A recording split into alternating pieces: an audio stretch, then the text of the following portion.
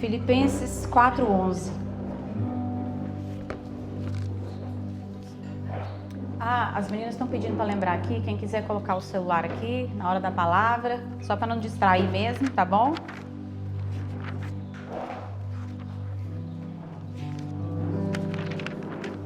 Quem quiser abrir, Filipenses 4:11, diz o seguinte: sei o que é passar necessidade e sei o que é ter fartura. Aprendi a passar por toda e qualquer situação. Seja bem alimentado, seja com fome, tendo muito ou tendo passado necessidade. Tudo posso naquele que me fortalece. Poderoso, né? Esse versículo. E algumas vezes eu ouvia ele e eu pensava, né? Se eu sei passar necessidade, tudo posso naquele que me fortalece, muitas vezes na minha mente representava que, então o Senhor vai me fortalecer para que eu não passe por necessidade. Mas não é isso que Paulo estava dizendo. Ele estava dizendo que mesmo naquele momento, independente da mão de Deus, naquele momento, ele sabia passar por aquele momento de necessidade. Você consegue entender a diferença? O quanto isso é profundo? Então não é que eu passo por necessidade apenas esperando o Senhor resolver aquele problema. É que mesmo diante daquele problema, daquela situação, eu posso passar por ela naquele que me fortalece. E o que nós vamos compartilhar aqui nessa manhã é a respeito de como nós lidarmos com as frustrações da vida, mantendo a nossa constância e a nossa fé no Senhor. Acredito que todos nós passamos por frustrações, por problemas. E o maior desafio talvez seja esse, seja no meio das circunstâncias, a nossa fé não ser abalada, o nosso coração não perder a esperança, a expectativa, né, e a força no Senhor. E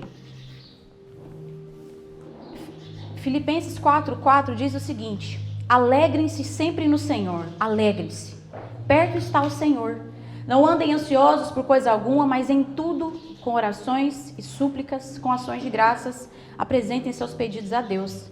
E a paz de Deus guardará o seu coração em Cristo Jesus. Salmos 23:4 diz o seguinte: mesmo que eu ande pelo vale da sombra da morte, não temerei mal algum, porque o Senhor está comigo. Você consegue identificar que a única explicação para que haja um versículo dizendo para você se alegre, parte do pressuposto que vai ter momentos que você vai precisar se alegrar pela fé e não pela circunstância. Alguém que está alegre precisa ser avisado para se alegrar? Precisa ou não? Não precisa. Alguém que está alegre, não precisa ninguém lembrar ele, alegrem-se. Você concorda comigo? E o versículo continua: alegrem-se no Senhor, perto está o Senhor, não andeis ansiosos. Se a Bíblia está dizendo para não andar ansiosos, é porque teriam situações que inevitavelmente o seu coração poderia ficar ansioso. Você concorda comigo? Então, quando a palavra de Deus fala alegrem-se no Senhor, ele já está dizendo que no mundo nós passaríamos por momentos que precisaríamos nos alegrar, mesmo em dias que nós não estaríamos alegres. Mas não só uma alegria natural, uma alegria espiritual, é algo mais profundo que isso. Porque em Salmos mesmo esse que a gente acabou de ler, mesmo que eu ande no vale da sombra da morte, não temerei mal nenhum, porque o Senhor está comigo.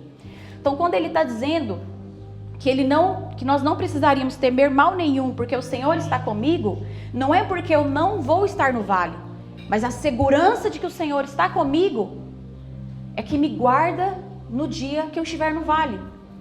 Então, o que nós precisamos aprender, né, que é o que a gente vai trazer hoje nessa manhã, é como que nós lidamos com isso na prática, como que nós lidamos com as circunstâncias ruins no dia mau.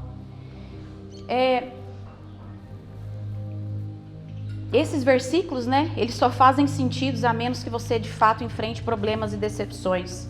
E a Bíblia fala que no mundo nós teríamos aflições, mas tem de bom ânimo, porque o Senhor venceu o mundo. Alguns vales nós seremos poupados, outros não. Isso é importante você saber. Alguns vales o Senhor vai te poupar, por causa do princípio de governo e da promessa de governo que Deus deixou para você.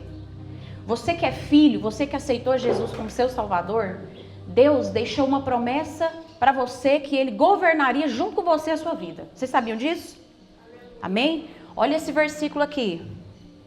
Projeta aí, por favor. Espera aí.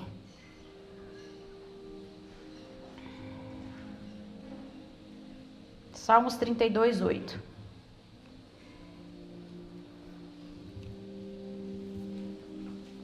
Cadê a... tá do lado de lá.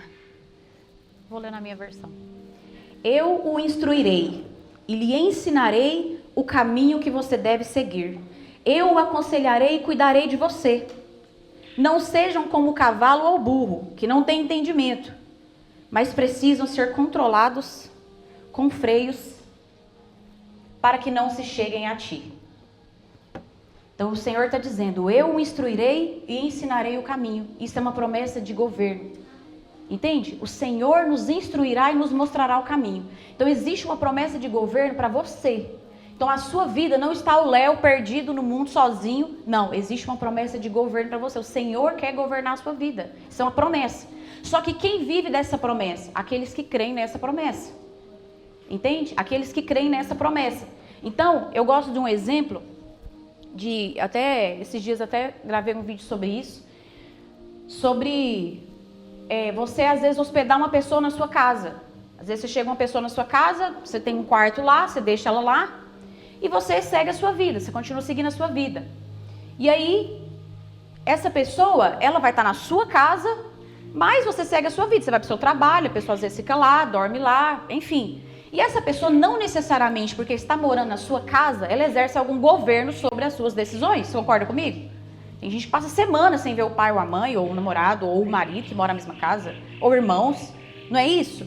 Porque morar na mesma casa não significa influência sobre a sua vida. Então muitas vezes nós recebemos o Espírito Santo, nós temos Deus na nossa vida, nós confiamos em Deus, mas o Senhor não exerce influência na nossa vida. Nós fazemos tudo que a gente quer.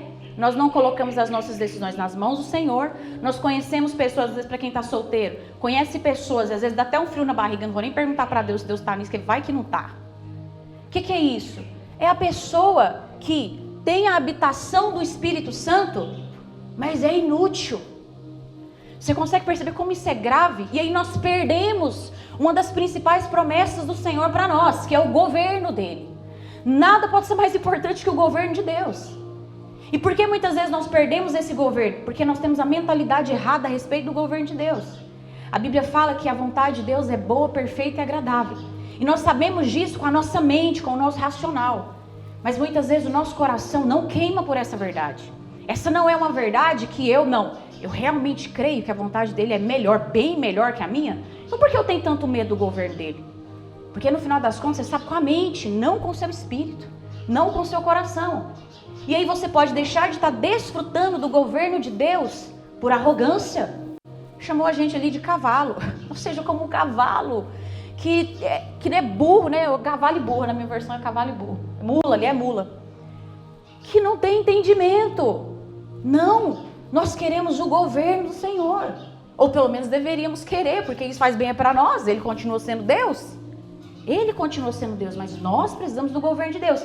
Então, aqui existem dois pontos. Primeiro, o Senhor tem uma promessa de governo. E muitos vales nós seríamos poupados se nós fôssemos sensíveis a essa voz. Se ao invés de apenas deixar o Espírito Santo morar, ele exercesse de fato influência na minha vida, nas minhas decisões, no modo como eu ando, com as pessoas que eu estou, com as decisões que eu tomo. Então, alguns vales nós seremos poupados. Eu já tive um relacionamento que já estava até noiva, um antigo relacionamento antes de eu me casar, e eu tive paz para entrar naquele relacionamento a princípio, e com o tempo eu fui orando e aconteceram várias coisas e eu fui perdendo a paz, fui orando e fui perdendo a paz, e eu falava: Senhor, eu quero o seu governo. Isso aqui é uma verdade que eu sempre carreguei no meu coração. Eu falei: Deus, eu não quero errar. Errar, às vezes, o preço é muito alto de errar. Se eu errar, o Senhor vai me ajudar, mas errar, o preço é muito alto. E eu falava: Senhor, eu não quero errar. O Senhor governa a minha vida. Deus, fecha o meu coração se o Senhor não estiver nesse casamento. Hoje estava casamento marcado, de acontecer várias coisas.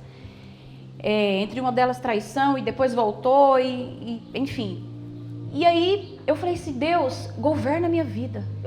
Eu sempre pensava assim, se eu tiver que sofrer 6 meses, 1 ano, é como se eu visualizasse de cima assim, ó. Sabe, como se eu visualizasse de cima um engarrafamento? E eu pensava assim, o engarrafamento, ele dura só um tempo. Mesmo que doa muito, o Senhor dizer não, entendeu? O não engarrafamento é o resto da vida.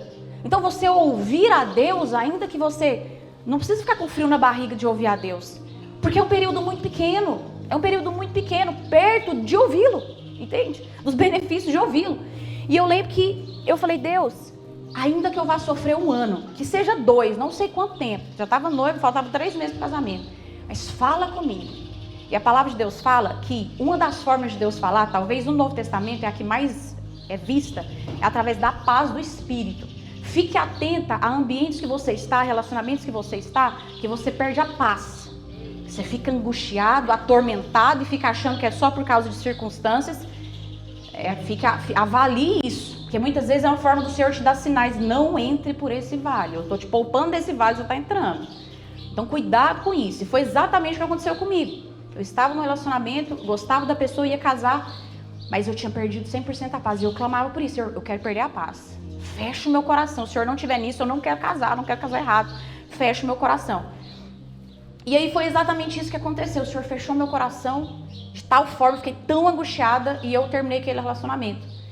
E aí, eu lembro que até uma questão aqui do vale, o Senhor, Ele me livrou daquele vale, entende? Existem vales que o Senhor vai nos livrar, que Ele vai te direcionar, Ele vai te instruir.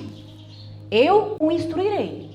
Você quer me ouvir como pessoa que está no quarto, que não está lá só habitando lá? Não. Você está ouvindo a pessoa que está no quarto, que está no seu espírito? O Senhor mora dentro de você. Você está ouvindo essa pessoa que está dentro de você? Você vai ouvir, você vai estar atento. Senhor, o Senhor está nisso? O Senhor está nisso? Quais são os sinais? O Senhor está nisso? Feche o meu coração. Não quero andar por caminho que o Senhor não está. Eu o instruirei, promessa do Senhor.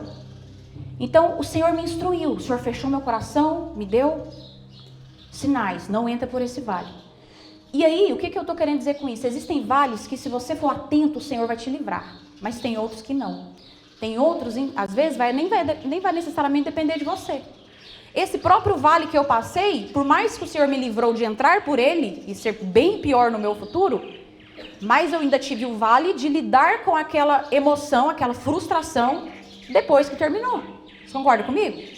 Então aqui são 2 vales diferentes. Muitas vezes o Senhor vai nos livrar de grandes vales, que não era para você entrar, mas muitas vezes aqueles que não tem como você ser livrado, o Senhor vai te ensinar a lidar neles, vai lidar com eles.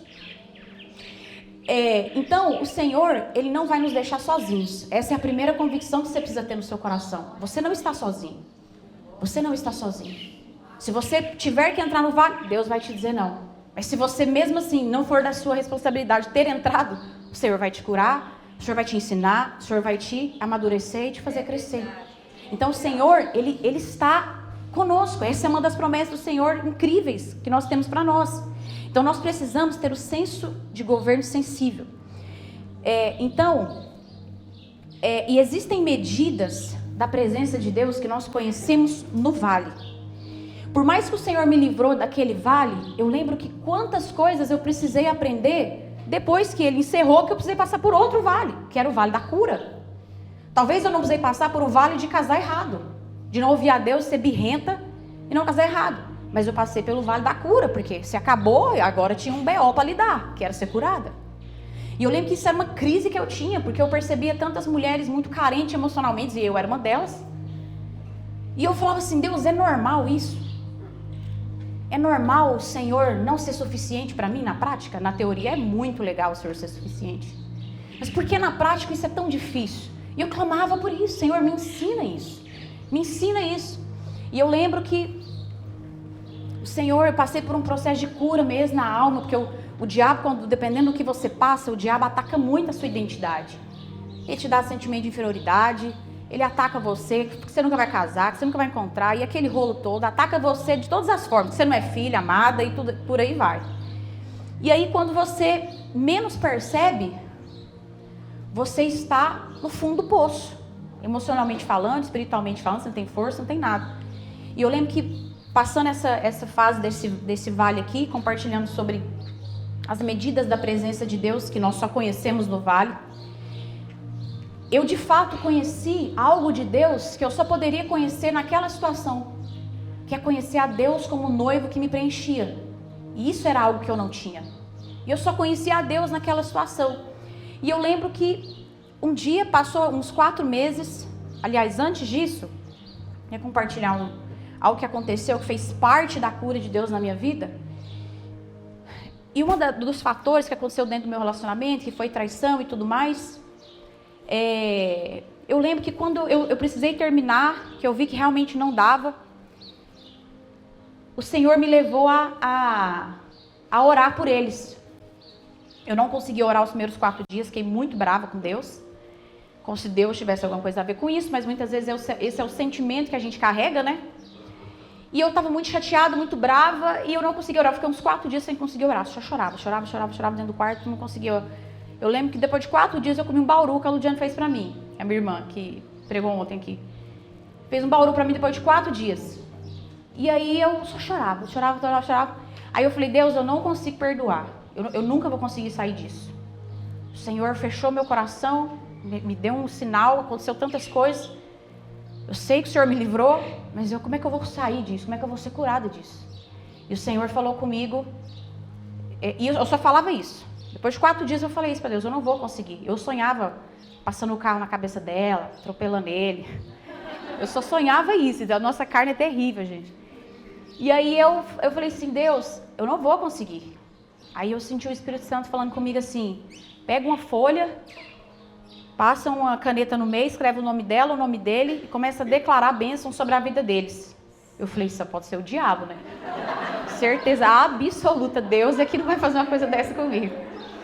E aí eu lembrei daquela regra que eu aprendi no cursão, que fala assim, se você tiver uma impressão muito forte no seu coração, permita passar pela regra, o filtro das 3 coisas.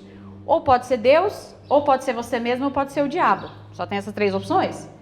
Aí eu fui raciocinar aquela impressão que eu tive. Já viu quando você tem uma impressão que você não sabe se é Deus, se é você, se é o diabo? Já viu? Todo mundo passa isso, né? Fica confuso.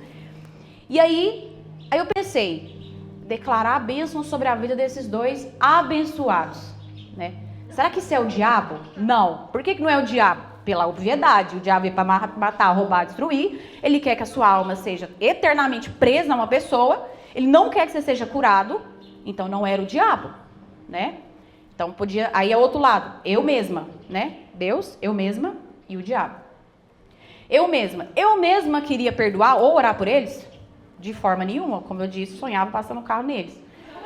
Então eu mesma não queria. Então só restava ser Deus. Então o filtro foi ali. Fiquei numa raiva quando eu percebi que o filtro era esse mesmo. Era Deus mesmo, eu tinha pra onde correr. E aí eu fiz isso. Nos primeiros dias eu resisti, mas eu peguei uma folha, papelzinho, eu sou do papel, se perceber. Aí peguei uma folha e coloquei o nome dele, o nome dela e eu declarava. Senhor, declare com raiva no meu quartinho. Senhor, e Deus falou comigo, não é pra você pedir pra ser curada. É só pra abençoar eles. É um processo de 21 dias pra você fazer. 21 dias de tormento. Aí, os primeiros dias foi um tormento de alma.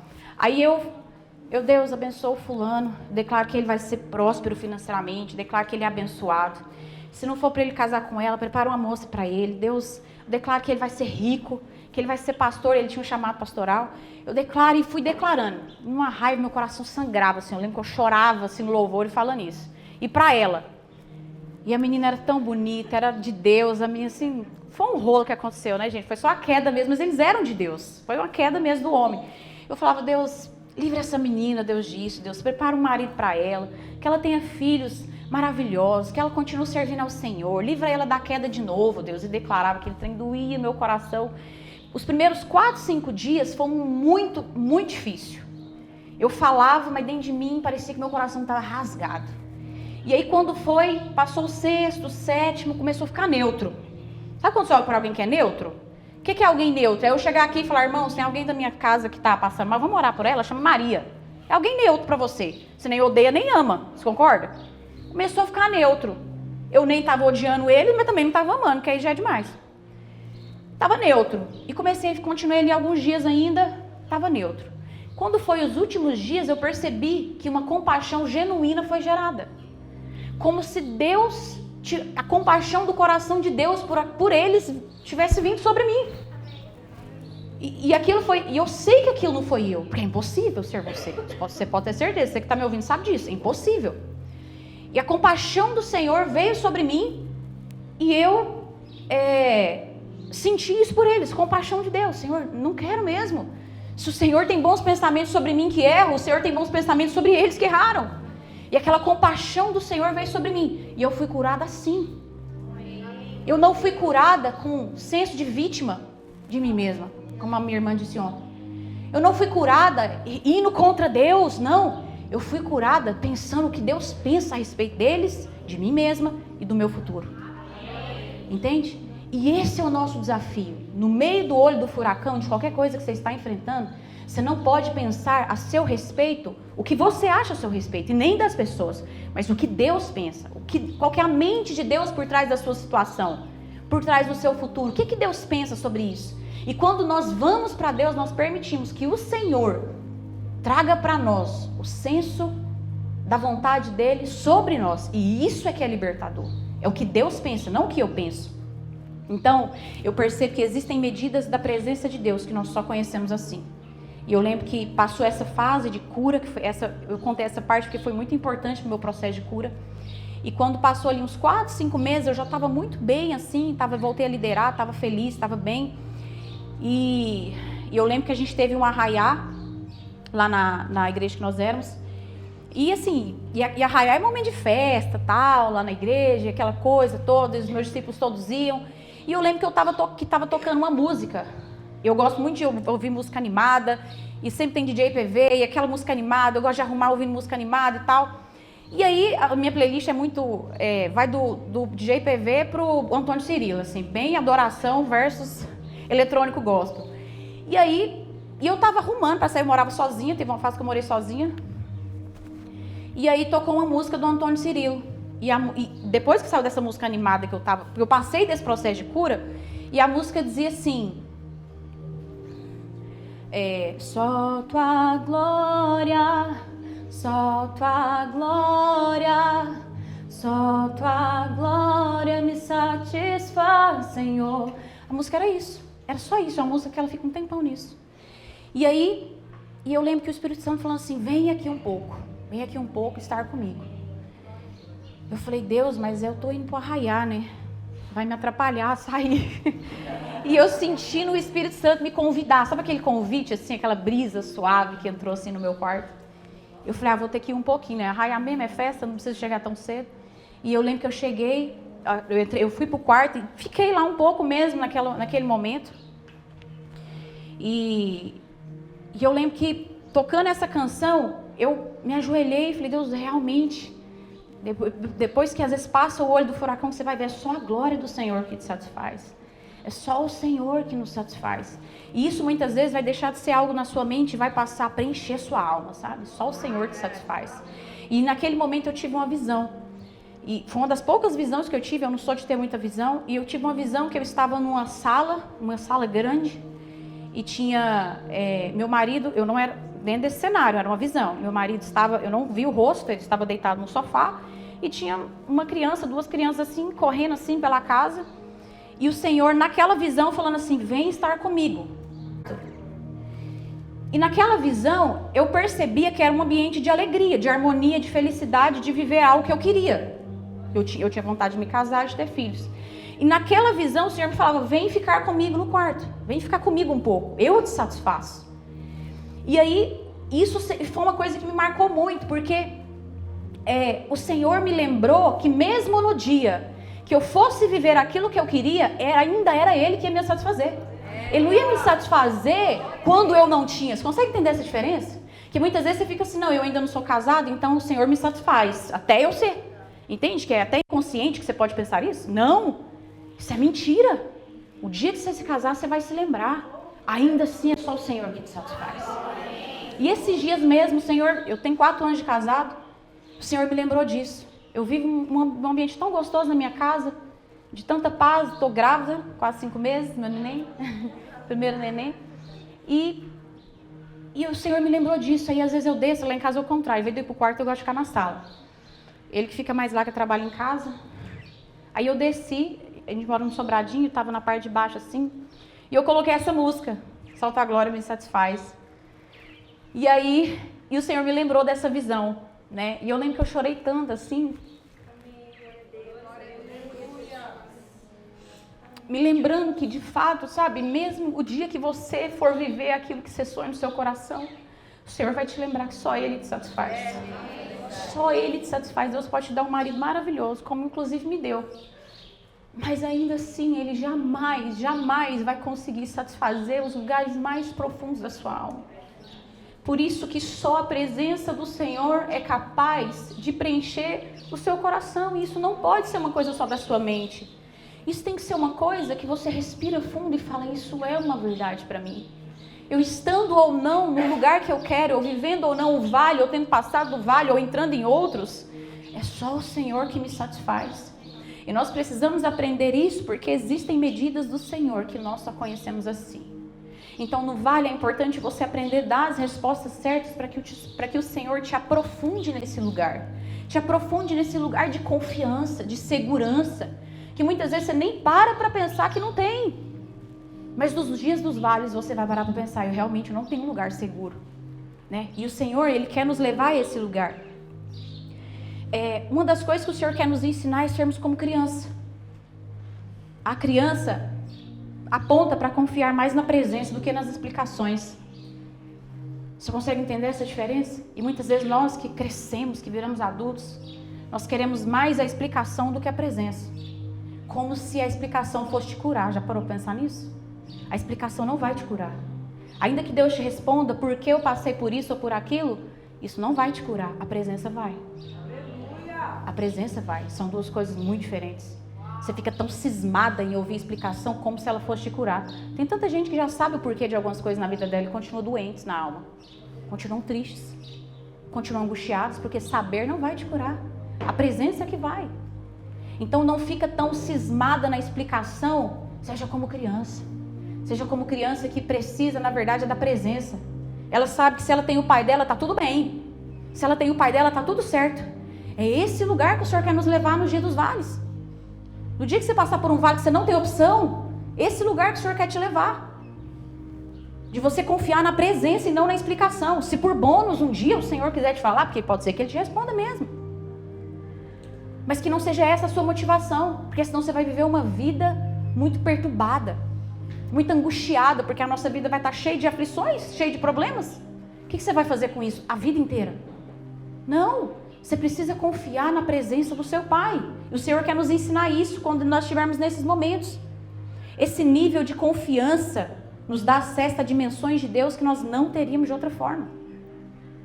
Então, nós temos algumas coisas em Deus, dimensões em Deus, que nós não temos de outra forma quando nós estamos nos dias maus. Só quem abre mão de entender, desfruta da paz que excede entendimento. Engraçado que a gente conhece esse versículo, né? E a paz de Deus, que excede todo entendimento, guardará o seu coração e a sua mente em Cristo Jesus, não é isso? E aí, pensando sobre isso, eu falei, gente, mas peraí. A paz de Deus que excede o entendimento. Então eu estou dizendo que a paz de Deus que eu teoricamente vou desfrutar é só se eu abrir mão de entender. A paz de Deus excede o entendimento. Então logo eu só vou desfrutar dessa paz se eu abrir mão de entender. Nem tudo eu vou entender. Nem tudo. Mesmo assim, mesmo sem entender, eu posso ter paz. Porque essa é a promessa de Deus para nós. O choro muitas vezes ele pode te levar para Deus ou contra Deus. Já viu que criança birrenta? Eu era a criança mais birrenta lá de casa, minha irmã era mais boazinha. Aí, eu lembro que meu pai falava assim, brigava com a gente, que eu batia nela, eu era mal, gente, era muito terrível. Batia nela, nós brigávamos demais quando era criança. E meu pai falava assim, batia em nós com 5, meu pai era desse, batia com 5. E batia na gente, e eu era birrenta, eu falei, também não vou comer? Aí ele, porque sobre mais. Meu pai era de jeito. Também não vou comer, a Ludiane ia lá, comia de boa, chorando e comendo. E eu não queria comer, não queria beber água, eu ficava só no quarto, emburrada, birrenta. E o que você vê que interessante? Eu e ela tava chorando, nós tínhamos apanhado do nosso pai. Eu mais caçava as brigas e nós duas apanhava, né? E aí, ou seja, tem duas pessoas chorando. Pensa comigo, né? Eu chorando porque apanhei também e ela chorando porque apanhou também. Aí o pai falava, vem jantar. A minha irmã ia. Eu não ia. As duas chorando. Você percebe que o choro, ele é o mesmo. Eu tô com raiva, ela também tava com raiva. Mas eu não comia e ela comia. O que que isso significa? Alguns choro te afasta do pai. Alguns, mesmo você não tendo vivido o que você quer, mesmo assim você senta na mesa que você sabe que ele é seu pai e você confia nele. São dois choros, aparentemente os mesmos motivações, mas um te afasta. Entende?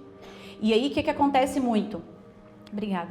O que que acontece muito com Deus? Alguns choros, você acha que todo choro vai te aproximar de Deus? Porque se o seu choro for de uma criança birrenta, então também não quero mais Deus. Então também não quero mais saber o que Deus tem para mim, isso é conversa. Então também não quero mais saber. Sabe o que vai acontecer? Você não vai desfrutar de quem você poderia no meio da dor, no meio do choro. A minha irmã desfrutava da comida, eu ficava com fome. Nós não podemos fazer isso com Deus. Sabe por quê? Não tem como você desfrutar de Deus longe de Deus. E muitos choros na sua vida te afasta, que você fica com raiva, você fica bravo, e muitas vezes você nem admite. Você só se afasta mesmo e só esfria o seu coração. E isso não é bênção para nós. Por quê? Porque existe um banquete de quem Deus é para nós. Deus é longânimo, Deus é abençoador, Ele é justo, Ele é fiel, Ele é paciente. Existe um banquete de quem Deus é para nós, Ele é aquele que governa a nossa vida. E quando eu choro e repudio a Deus e quero ir para o meu quarto, digamos assim, fechar a porta do meu coração para Deus, exatamente isso que você vai ter mesmo. Você vai ficar sozinho mesmo, lidando com aquilo. Não porque Deus não quer, mas porque existe um banquete e você não quer. Ele é o próprio banquete, entende? Além dele ser o próprio banquete, ele também tem um banquete para você. De respostas, de governo, de direções, de bênçãos, de cura. Ele tem isso para você. Mas se você, toda vez que você passa por algo, você se fecha, você precisa perceber que tem uma raiz aí que está errada. Que é importante você chorar, mas o choro que te leva para ele, não que te afasta dele.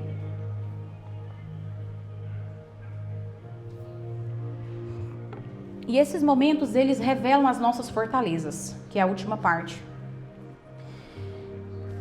Pensar incorretamente fortalece o poder do diabo na nossa mente. Pensamentos não são neutros. Pensar incorretamente fortalece o poder do diabo na nossa mente. O diabo, muitas vezes, ele não vai contra mais a existência de Deus. Ele vai contra o conhecimento de Deus. Porque provavelmente você não vai deixar de acreditar em Deus só porque você passou por algo difícil. Mas o diabo, você acha que o diabo vai... Quando você pensa no diabo, você pensa naquele ferro, não? Como é que é? Aquele garfo assim, vestido de vermelho, aquelas... Tridente. Aí, você imagina o diabo assim, né, muitas vezes. Mas o diabo, ele não vai chegar assim para você.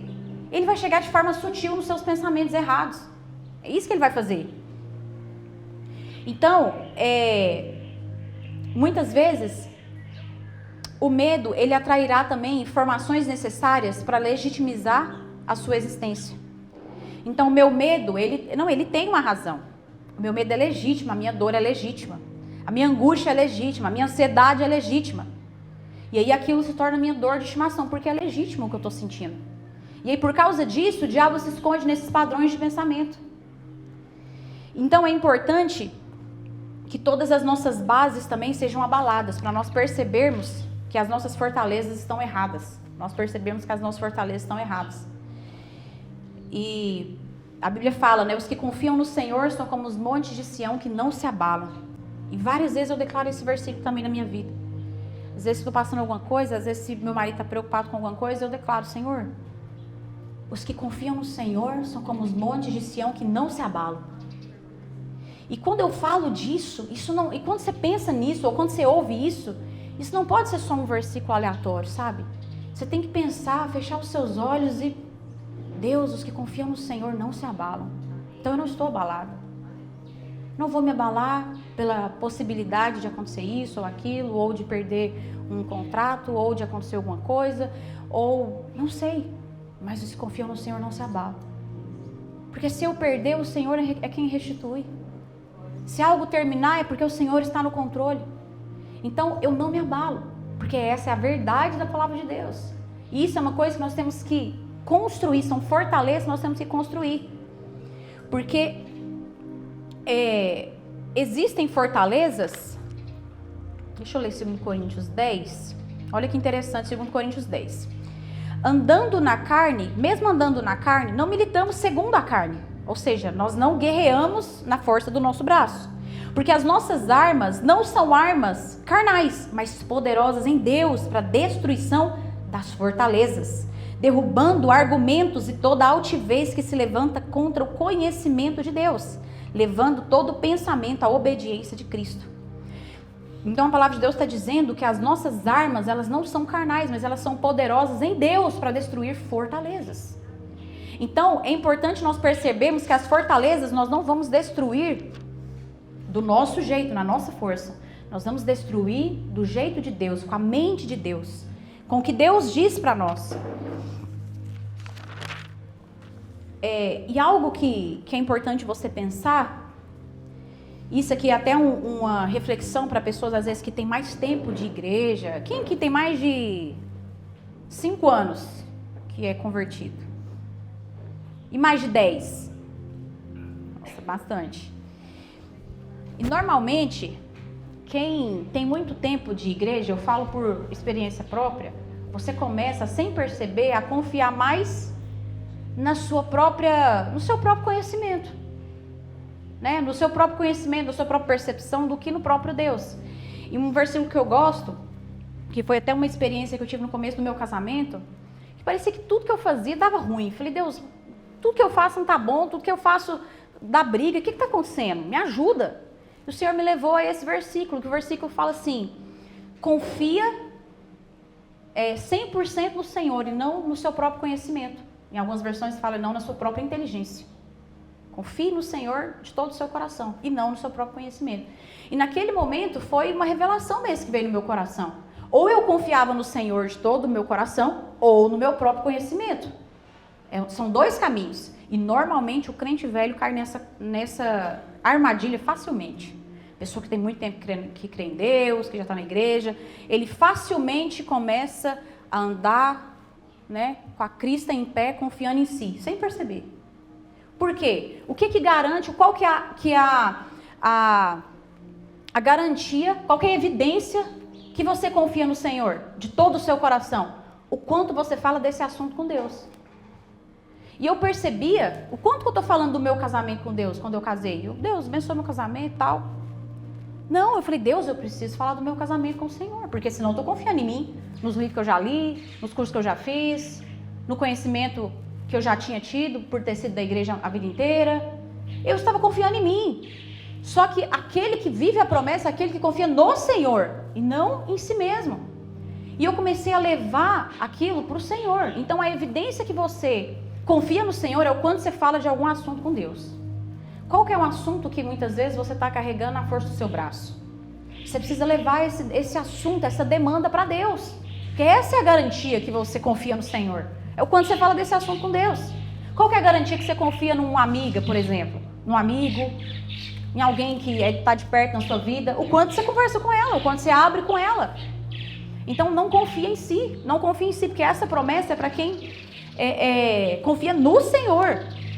Porque muitas vezes, quanto mais conhecimento de Deus, mais arrogante nós ficamos, sendo que deveria ser o contrário. Quanto mais de Deus eu conheço, mais percebo a minha insuficiência em mim mesmo. Isso deveria ser o óbvio para nós. Quanto mais eu oro, mais eu concluo que de mim mesmo não posso fazer nada. É o Senhor que vai ter que conduzir a minha vida. É Ele que vai ter que me ajudar. Eu não consigo fazer nada. Então, quanto mais de Deus eu tenho, mais eu deveria concluir isso. E não o contrário. Quanto mais de Deus eu tenho, mais independente eu fico, mais arrogante eu fico. Mas as coisas eu faço do meu jeito.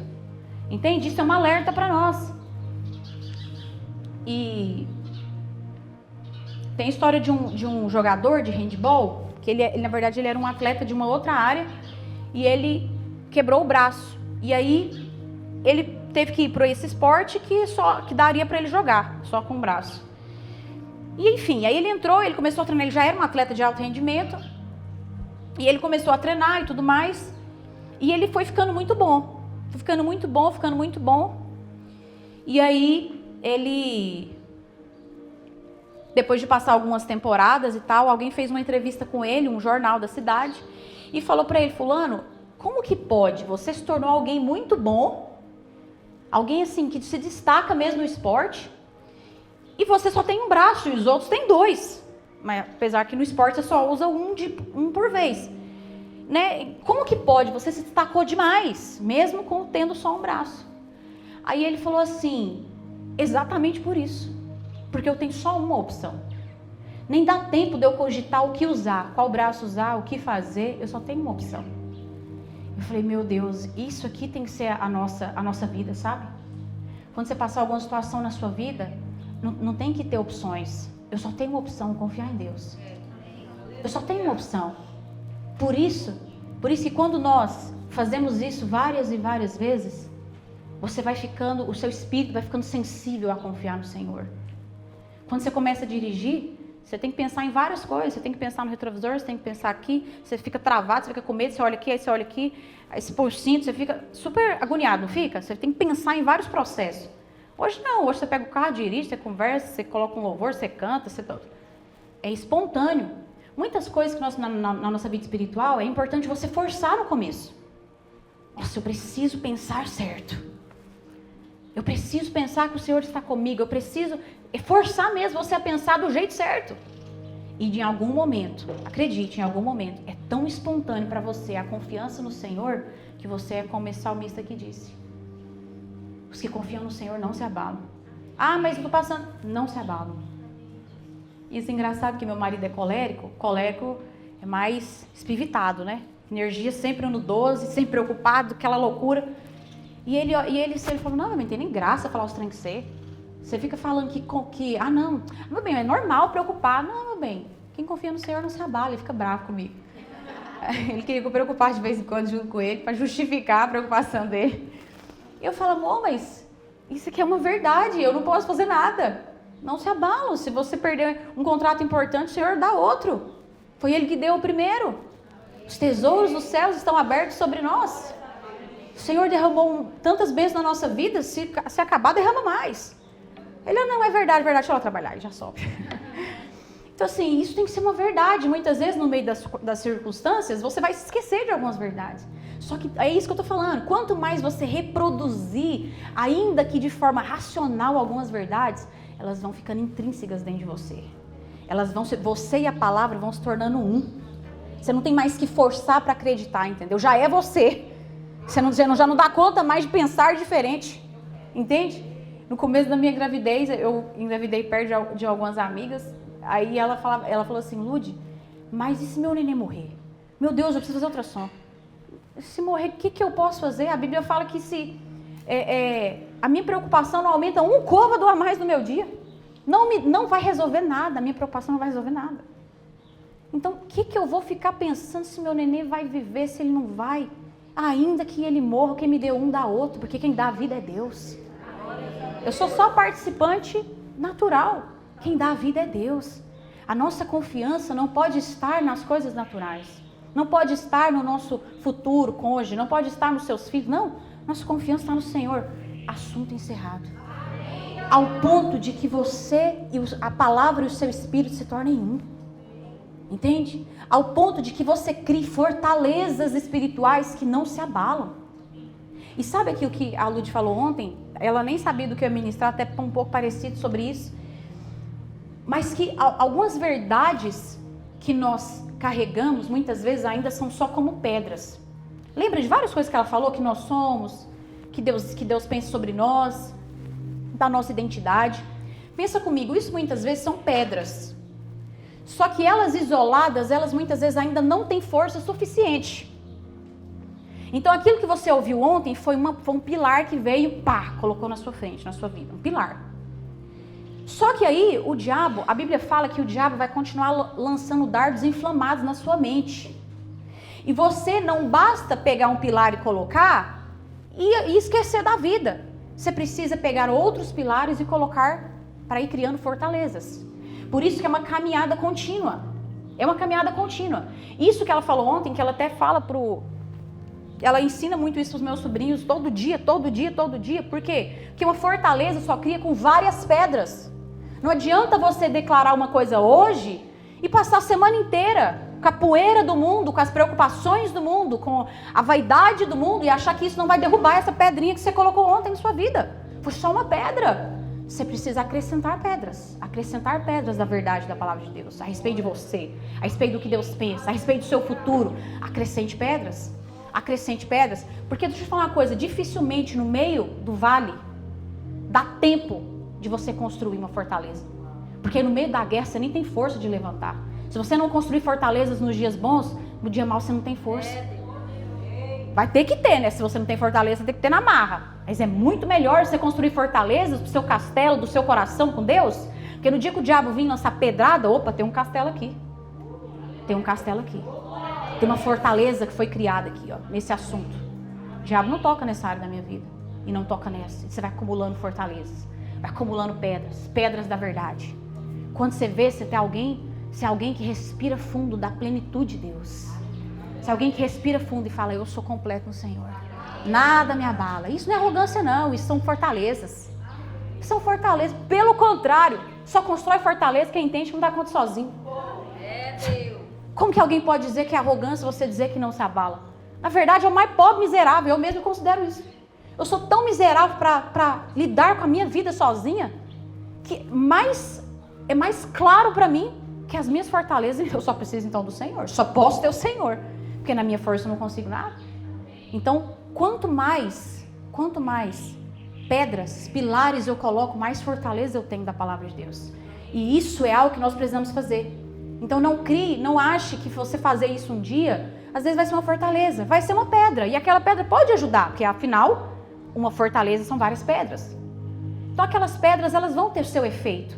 Mas construa fortaleza, permaneça. Toda vez que o diabo lançar um dardo inflamado, uma pedra maligna, né, contra a sua fortaleza, constrói outra, coloque outra. Para a gente terminar, o diabo ele coloca várias fortalezas de medo, fortalezas de não ser amado, medo de não ter uma família, medo de casar e ser infeliz. O diabo vai colocando várias fortalezas erradas na nossa vida. E às vezes a fortaleza, porque do mesmo jeito que a fortaleza certa, ela te guarda, a fortaleza errada te derruba. E o diabo vai construindo fortalezas de mentiras na sua mente que você nem vê mais. Você já está tão envolvido naquelas fortalezas erradas, que você nem vê. Você nem vê mais, você está intimidado. Eu lembro que uma amiga minha foi casar, até a Dara, que está ali, que é minha aluna, e ela falava assim, Lúdia, às vezes as pessoas casadas falam para mim assim, mas casamento é ruim, casamento prepara, não sei o quê. Ela, nossa, o povo é chato demais. E aí eu falava para ela, eu falei assim, sabe por quê? Porque as pessoas não têm fortaleza a respeito de casamento. Né, Dara, você lembra que eu falava? Falei pra ela, as pessoas não têm fortaleza a respeito de casamento. O que é uma fortaleza a respeito de casamento, por exemplo? Uma delas é que o Senhor está com você. Engraçado que eu lembro que eu declarava um versículo assim, o Senhor me ensinará todas as coisas. Parece algo simples, mas eu lembro que se eu não estou sabendo lidar com isso, se isso que eu estou fazendo meu marido não está gostando, eu preciso fazer de um jeito então que vai gerar harmonia na minha casa. O Senhor me ensinará todas as coisas. Senhor, me ensina. Eu declarava isso, o Senhor me ensina. Se os seus pais não entenderam sobre casamento, nunca foram ensinados por Deus, você vai. Você tem disponível para você. O que no natural você pode fazer no casamento? Eu até falava para ela, o que no natural você pode fazer? Você pode ler um livro, você pode cuidar da sua saúde, para você não ficar com preguiça de namorar. Você vai fazer tantas coisas. Você pode ter disposição para ler um livro sobre comunicação, para conversar melhor. O que os casais reclamam? Tem solução natural e ainda tem o favor de Deus sobre o seu lar. Por que você tem medo? Por que você tem medo? Pelo contrário. Construa uma história que quase ninguém vê, que quase ninguém vive. Por quê? Porque só desfruta do banquete quem senta nele para comer. O Senhor tem banquete para nós, mas muitas vezes somos filhos birrentos que estamos longe da mesa e que não queremos desfrutar daquilo que o Senhor tem para nós. Vamos ficar de pé? Então o diabo ele vai colocar fortalezas espirituais. Né? Ele vai colocar fortaleza para que você seja incrédulo, para que você não confie no Senhor, para que você fique com medo, para que você perca a sua fé. Ele vai fazer isso. Mas o Senhor é bom. Tem um versículo que diz, o Senhor é bom. Ele é a fortaleza no dia da angústia. Amém. A bondade de Deus é uma grande fortaleza na sua vida, sabia? Você acreditar, você confiar que o Senhor é bom. O Senhor é bom. É uma grande fortaleza. Mas ela só é uma fortaleza se você tiver fé nela. De tanto você falar, de tanto você pedir o Espírito Santo, gera fé nessa verdade. Acrescenta fé nessa fortaleza na minha vida. Acrescenta fé nessa fortaleza. O Senhor é bom. O Senhor é bom. Ah, mas eu estou com uma enfermidade que não tem cura. Eu, inclusive, tenho uma enfermidade do intestino que não tem cura. E sempre que eu vou orar, eu falo, Senhor, o Senhor pode me curar. O Senhor é aquele que cura toda enfermidade. Mas enquanto o Senhor não me cura, o Senhor continua sendo bom. Eu não vou viver em função de uma doença, de um problema que eu tenho. O Senhor continua sendo bom. Se eu quero ter um relacionamento abençoado. Para quem não tem, quero. Mas enquanto eu não tenho, o Senhor continua sendo bom. O Senhor continua sendo poderoso, continua sendo longânimo, paciente, amoroso. O Senhor tem bons pensamentos sobre o meu futuro. Você vai construindo fortalezas no dia mau e você vai percebendo que o seu choro já não vai mais ser um choro que resiste a Deus. Como eu era com meu pai pequenininha. Não, é o choro que vai para o colo do Pai. Senhor, eu não estou entendendo nada, mas eu quero abraçar os mistérios do Senhor. Porque só vive a paz que excede todo entendimento quem abre mão de entender. Feche os seus olhos.